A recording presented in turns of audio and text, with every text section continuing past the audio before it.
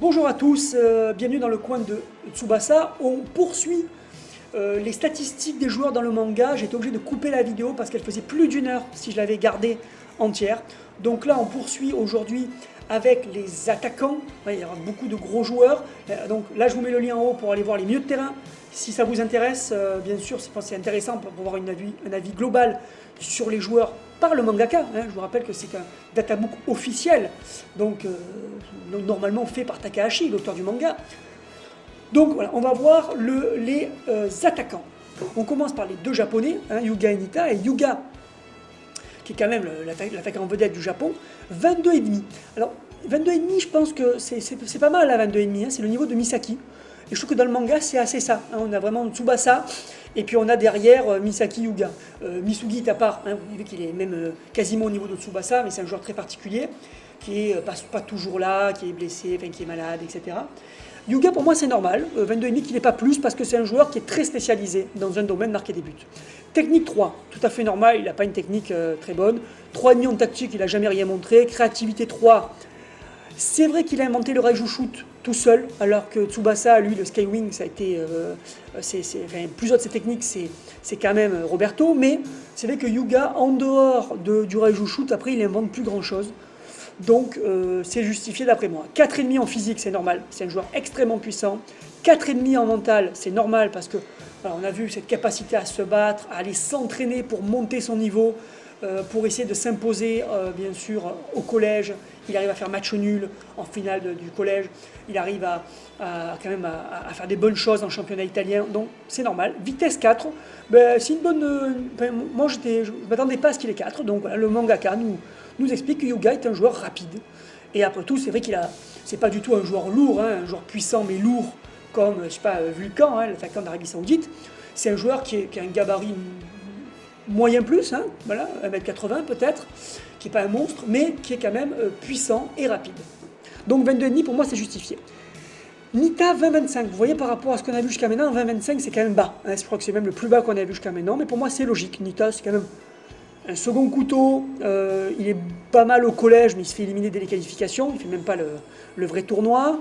Et puis on voit que c'est un joueur en devenir, puis à l'époque junior, il ne va pas faire non plus beaucoup d'exploits. La Coupe du Monde d'espoir, il est quasi transparent, on le voit très très peu.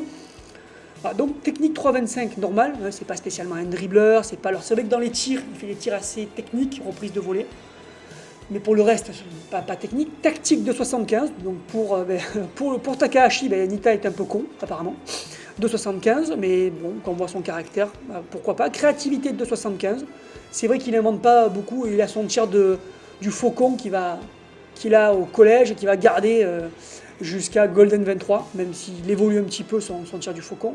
Mais pas d'autres techniques, il n'y a pas de retourner du faucon, pas de dribble du faucon. Physique 2,5, oui, c'est un tout petit gabarit.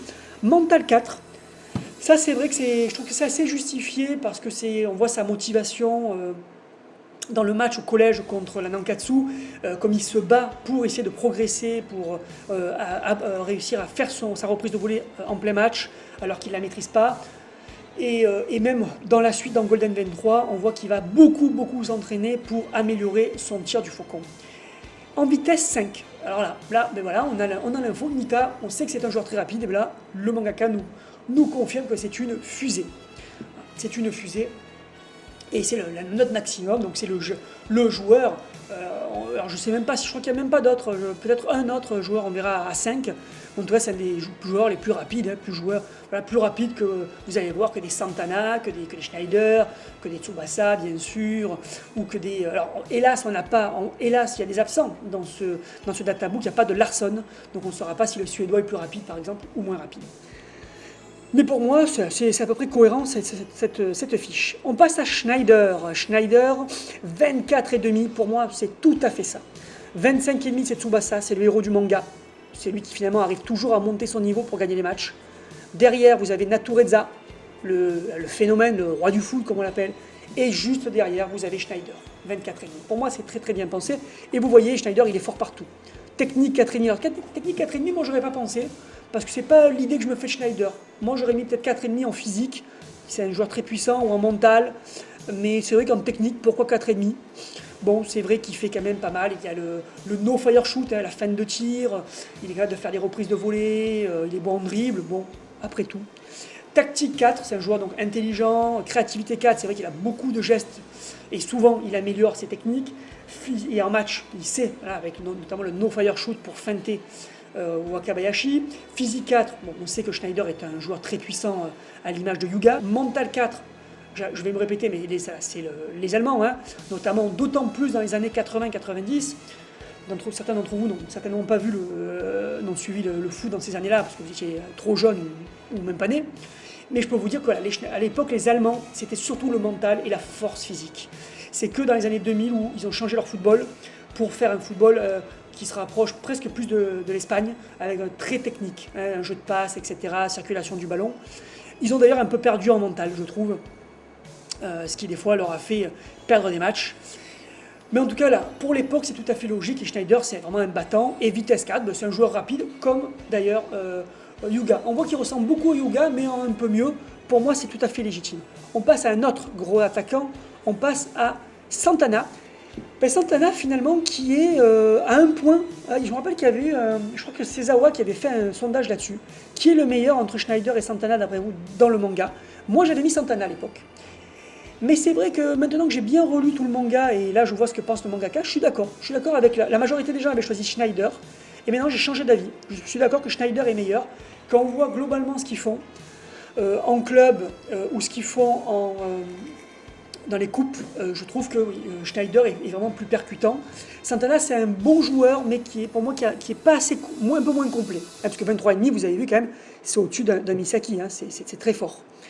Donc 4 en technique, c'est normal. C'est un Brésilien, il y a le fameux Santana Turn, capable de faire des reprises de volée, il a plein de tirs.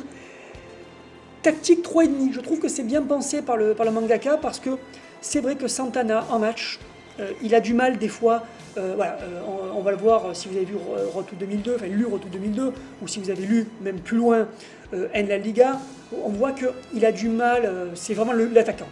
Il est en pointe, et puis ça se limite à ça. C'est vrai qu'à Flamengo, il avait montré qu'il était capable des fois de redescendre des formes, mais ça va...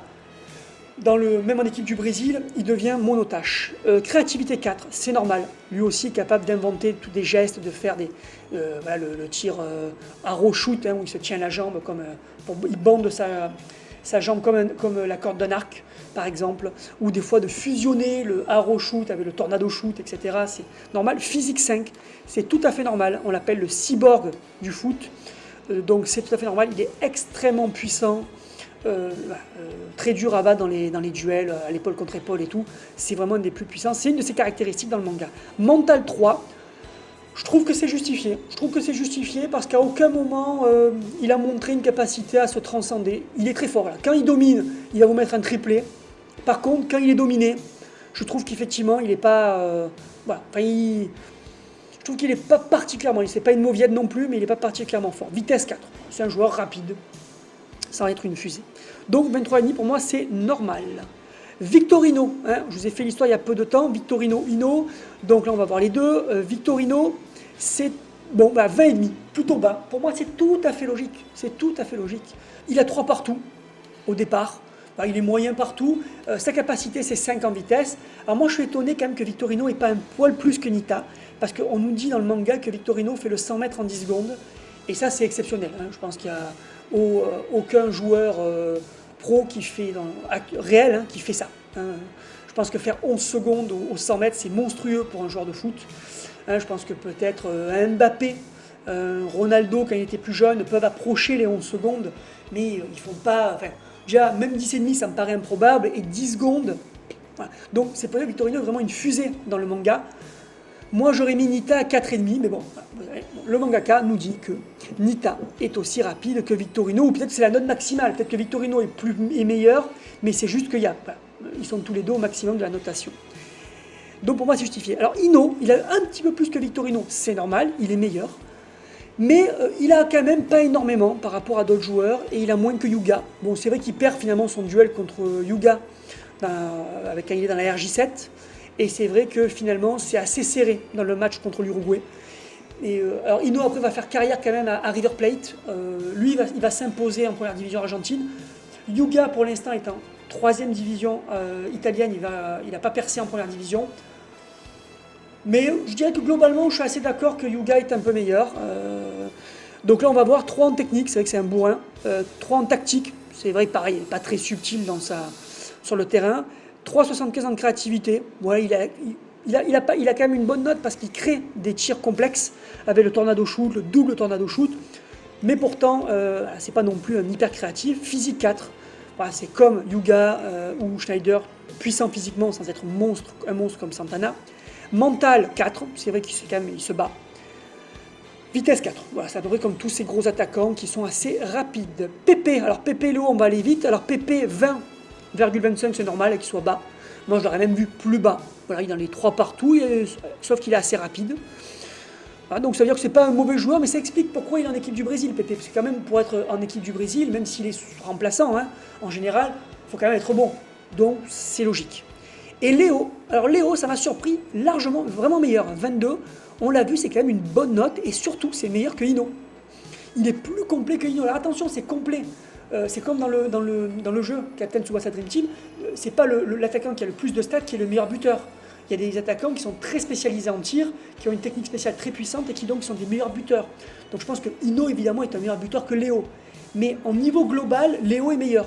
Et je pense que c'est logique, hein, c'est un Brésilien assez technique. On peut le voir, technique 4. Bon, tactique moyen, créativité 4, voilà, donc c'est un vrai meneur de jeu. Quand il a Flamengo avec Santana, voilà, c'est lui qui crée le jeu. 3,5 en physique, c'est un petit gabarit. 3,5 en mental, 3,5 en vitesse. Voilà. Pour moi, c'est assez logique. C'est un joueur assez complet, mais bien sûr, c'est un faux attaquant, Léo. Hein. C'est un attaquant, mais qui est créatif, qui est attaquant de soutien, etc. C'est pas un buteur. On termine les attaquants avec Margus. Margus, l'attaquant allemand, donc il a que 20,75. Pour moi, c'est logique. Margus, il sait faire qu'une chose, mettre des têtes. Il est très fort là-dedans. C'est un des meilleurs, je pense, joueurs en tête du manga. Mais il sait faire que ça. Donc en technique, il est faible. En tactique, il est bon. Pourquoi? Parce qu'il sait se positionner pour mettre ses têtes. Je pense que c'est ça. Et il sait aussi jouer en post-play, hein, faire le pivot. Créativité 3, physique 4. Hein, c'est quand même un grand gabarit, Margus, assez puissant. Mental 3, vitesse 3,75. Donc pour un Allemand, un peu étonnant qu'il ait que 3. Et 20,75, bon, il fait quand même carrière lui aussi au Werder de Brême. Il a percé chez les pros. Donc c'est normal qu'il ait quand même des bonnes notes. C'est terminé pour les attaquants. Donc pensez à vous abonner comme d'habitude, à mettre un pouce vers le haut si la vidéo vous a plu. Et bien sûr à me suivre sur Twitter, vous avez le lien en dessous. Je vous donne rendez-vous très rapidement pour la vidéo sur les gardiens de but. Ciao!